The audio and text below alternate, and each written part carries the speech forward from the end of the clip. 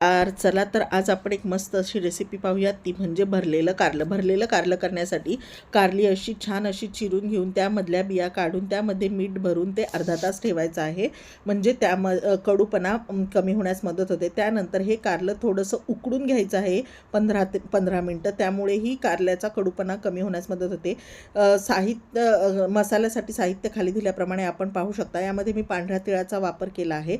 हे सर्व साहित्य मिक्सरला व्यवस्थित बारीक करून त्यामध्ये थोडासा कच्चा कांदा घालून आपल्या घरात असणारे मसाले म्हणजे धणे जिऱ्याची पूड, लाल तिखट थोडासा लाल तिखटाचा काळा मसाला, हे सर्व आपल्या आवडीनुसार टाकून थोडंसं मीठ टाकून हे सर्व कारल्यामध्ये स्टफ करायचा आहे हा मसाला. आणि यामध्ये मी चिंचगुळाच्या कोळाचा वापर केलेला आहे.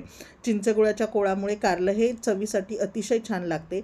असं कारलं आपण नक्की करून पहा. आणि हे कारलं मी कुकरमध्ये शिजवून घेतले आहे, त्यामुळे कच्चं राहण्याचा संभव नसतो.